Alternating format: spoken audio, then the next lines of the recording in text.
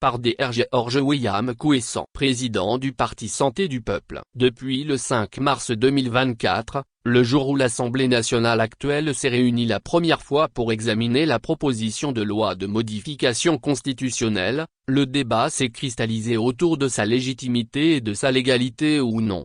En revisitant calmement et sans passion, toutes les lignes de notre Constitution, une par une, et virgule par virgule, on se rend compte aisément qu'elle n'a prévu nulle part le mécanisme de son propre changement. À ce niveau, la loi est muette. La Constitution de 1992 n'a parlé que des modalités de sa révision. Or, dans le cas de l'événement du 25 mars 2024, nous ne sommes pas dans un processus de révision constitutionnelle, mais nous sommes bel et bien dans celui d'un changement de constitution.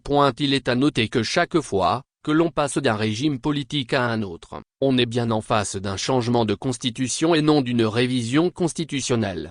Il y a principe universel de droit, qui dit que, face à l'absence de dispositions juridiques dans un domaine donné, l'on se réfère à la jurisprudence ou à la pratique coutumière juridique dans le milieu.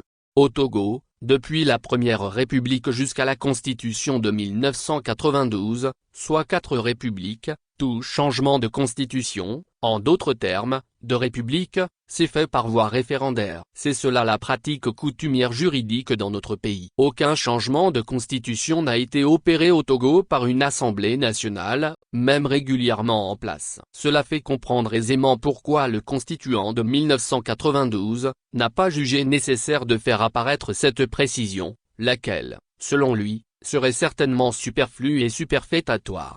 Au regard de ces considérations, même une Assemblée nationale, ayant les prérogatives de plein exercice, ne peut se permettre de changer notre Constitution, a fortiori, une, dont le mandat a expiré.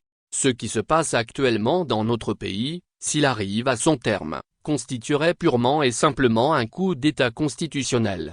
Le chef de l'État doit se rendre à l'évidence et comprendre que, ceux qui lui font croire qu'il est possible, à la lecture de notre loi fondamentale, de faire adopter une nouvelle constitution sans passer par un référendum, lui cache la vérité. Il l'emmène sur un terrain, qui non seulement pourra désorganiser gravement la cohésion sociale, mais porter sérieusement atteinte à son nom et à son image devant l'histoire. Je l'exhorte donc, encore une fois, à retirer purement et simplement ce texte, si tant est que les proposants y tiennent, puisque c'est leur droit, que ce dernier soit soumis au référendum. Une Assemblée nationale n'a jamais changé de constitution dans notre pays et ne pourra jamais le faire.